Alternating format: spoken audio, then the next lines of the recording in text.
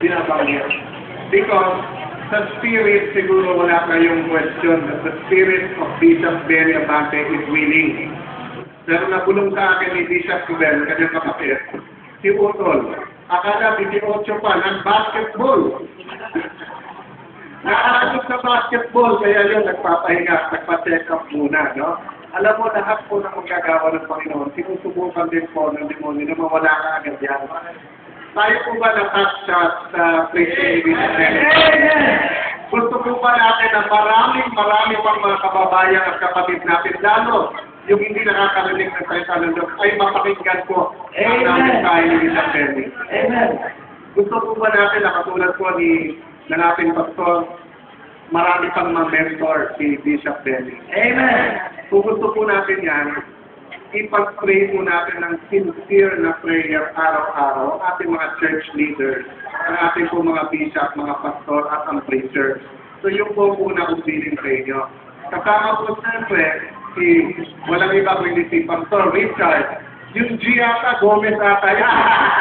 Richard Gomez, hindi naman galor. Galor. No? Number 2 po, ako po'y naniniwala walang aksidente sa Panginoon. Amen. Diba? At sabi nga po ni Bishop Benny 5 characters. Parang pinaliktad niya yung C5. Diba? Ang C5, 5 characters. Kaya medyo nakatingin po tuloy ako sa index ng aking Bible. At marami po akong sinulat-sulat ko dito kasi ang Lord mahilig sa symbolism di ba? At siguro wala namang makakapagbigay ng 5 C dito na perfecto. Pero nakita niyo po, siyempre ang gitna ng church na to ay Christ. Amen. Hindi po ba nakita niyo naman sa preaching, maglakas na preach niyo? Amen. Nakita niyo po sa unang taon yung congregation nag-grow. At nakita niyo po yung congregation nagkaroon ng construction. At sa construction po na yan, nagkaroon ng church. Yung physical na church, at yung community na church. At tuloy, nagkakaroon tayo today ng celebration. Amen.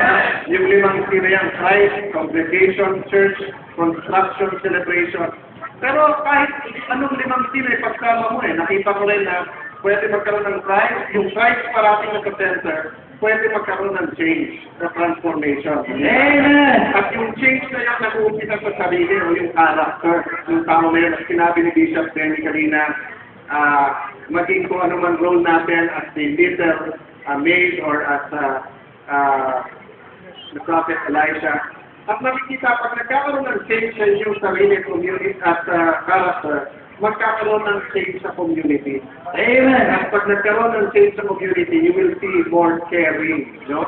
At kayo po, tignan nyo lang ang Bible, tignan nyo ang letter C. Medyo, when you meditate the Lord, what is your role? No? In C5, ito pong church natin dito po sa C5. Sapagkat ang C5 po, ito, show window po to. Yeah. Nag-aagawan po ang politiko dito kung saan magsasabit ng streamer nila. Hindi na po ako nagsabit ng streamer congratulating you dahil po medyo mas malalong mainit ang ibang politiko dito, mga pag-init ang pastors nyo. Kaya po talaga. Pero pinagigit ko po yan kasi lahat ng dumadaan dito, makikita po yung Metropolitan Baptist Church.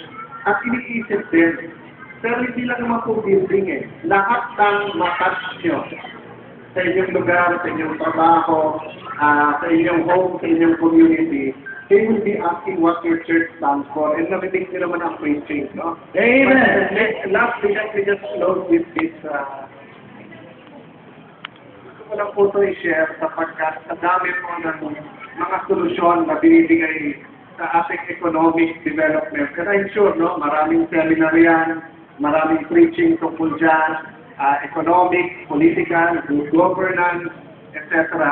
Pero ako po, na-touch lang talaga ako ng gusto at madalas kong banggitin ko sa mga churches. Ito po 2 Corinthians 8. We want you to know, brothers, about the grace of God that has been given among the churches of Macedonia. For in a severe test of affliction, their abundance of joy and their extreme poverty has overflowed in a wealth of generosity on their part. Yeah. Tignan niyo po pagsama-sama ng mga salitang yan. Narinig niyo na po bang magsama yung yung extreme, yung severe test of affliction, yung kung abundance of joy at extreme poverty. Para kung hindi mo ma-imagine, talagang Diyos lang po ang makapagbigay ng inspiration na isang tao mag-feel ng ganito. Usually, pag extreme poverty, ano nakikita mo? Ayaw mo nang kumising sa umaga. Ayaw mo nang mabuhay. Di ba? Hindi mo na alam kung paano mo ito-solve yung extreme poverty. Nasama ako na ano pa severe test of affliction. Parang nangyayari po, binanggit ni Bishop Benny kanina sa Mindanao, hindi makapag-church, hindi makauwi sa bahay, no?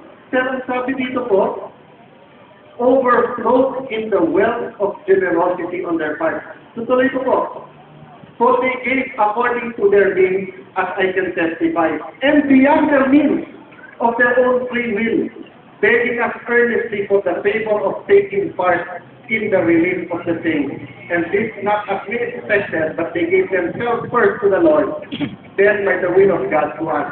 Nakita niyo po, sabi niya, hindi lang po anong kaya pagtungkol sa bunta. May tandaan ako, ibigay ko yung tandaan. Ang sabi dito, beyond their means, mukhang nangutang pa, makapagbigay lang. At sabi dito, hindi sila hilingan, hindi sila pa ang nag-beg. Can you imagine kung ang lahat ng Christian, halimbawa katabi mo, nalaman mo hindi makapag-aral, hindi makapag-exam. No? I don't believe that ang verse na to ay para lang sa church at yung congregation. Kung hindi para sa at how we deal with fellow Christians.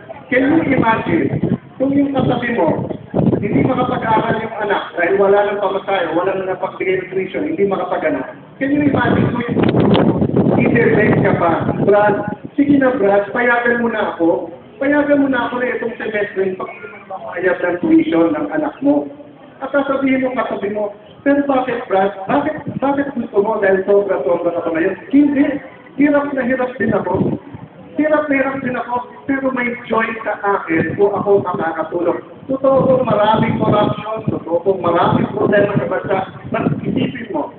Isipin po natin lahat kung lahat ng nagsasabing sila ay na kay Kristo. Kung lahat po tayo nagsasabing tayo na kay Kristo, for one, sundin po natin yung encouragement to give or to be generous, no? Maging sa church, maging sa ating preacher, pastor, sa kanilang pamilya, maging sa ating mga katabi, at lalo na sa binanggit kanina ni Bishop, sa strangers. Sa hindi natin kilala, siguro napaka-powerful na testimony. And lastly, I'd just like to say, Bishop, Pastor, thank you very much po at sa kapastoral at preachers na dito for making Danny and I part of this. As I said, walang aksidente na nakita ko lang si Pastor nung birthday. It's an honor for us to be here. Thank you very much for this invitation. Magandang hapon. And glory to God.